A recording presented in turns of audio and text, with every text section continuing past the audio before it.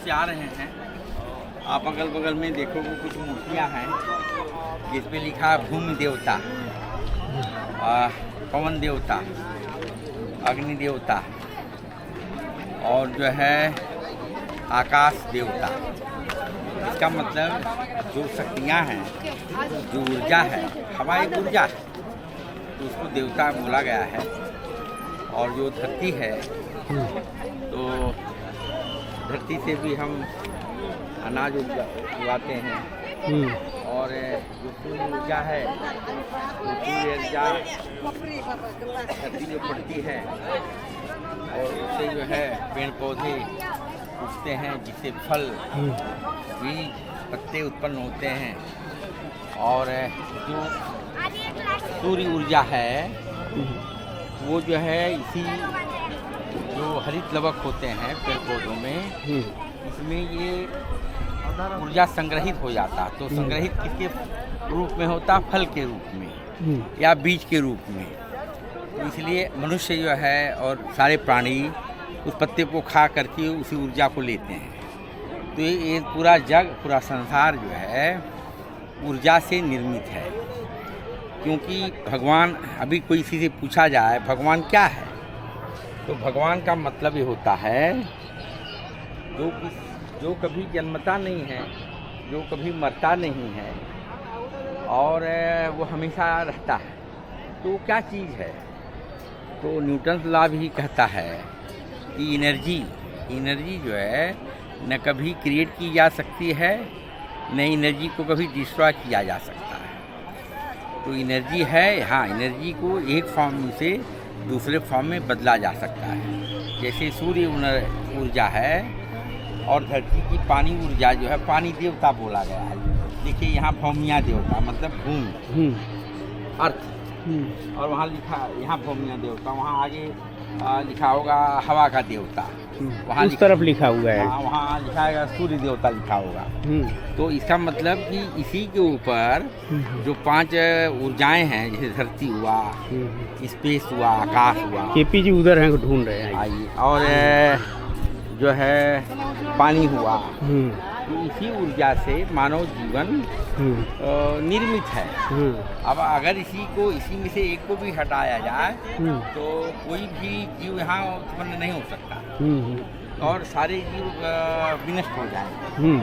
तो इसी ऊर्जा को ही पहले लोगों को नहीं मालूम था, कल्पना नहीं थी कि भाई क्या है, तो ऊर्जा को लोग भगवान कहने लगे।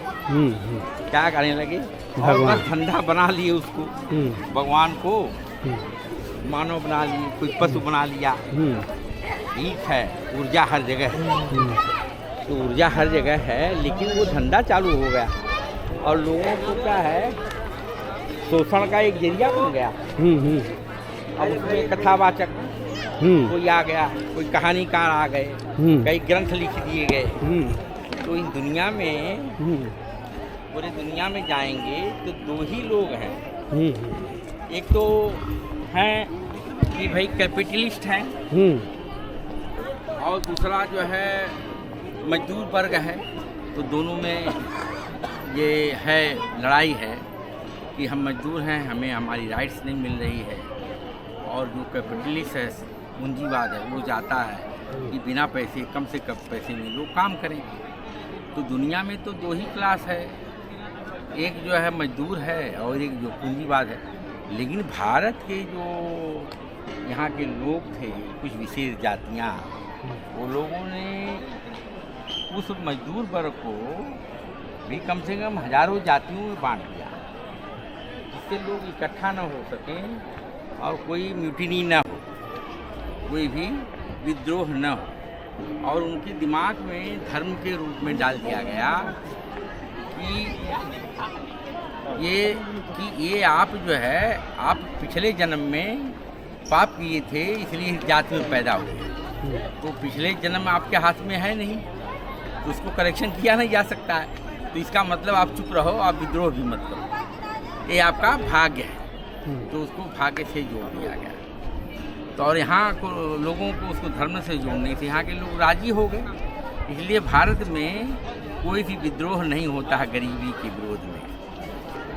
जिल्लत के विरोध में, स्वास्थ्य के विरोध में कि हमें स्वास्थ्य सेवा नहीं मिल रही है, क्योंकि इसको धर्म के साथ में उसका शोषण करने के लिए तमाम बड़े बड़े ग्रंथ लिख दिए गए और उनको समझा दिया गया कि भैया ये आप पिछले जन्म का पाप है, इसलिए आप छोटी जात में पैदा हुए हो, आप इसलिए गरीब हो, आप इसलिए बीमार हो, इसलिए आप पढ़ नहीं पाए। तो फिर जो है सोशल रिफॉर्मिंग होना बड़ा मुश्किल है।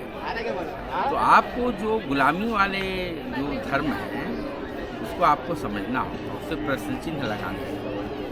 जो आपको मनोवैज्ञानिक जो ढंग से आपको पीढ़ियों गुलाम कर दिया और किया हुआ है, आप देख ही रहे हैं।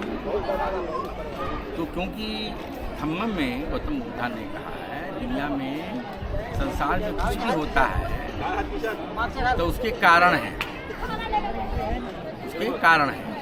और एक बार आपको पता चल गया कि किसी चीज़ का कारण है तो कारण को निवारण किया जा सकता है, और निवारण कई ढंग से किया जा सकता है।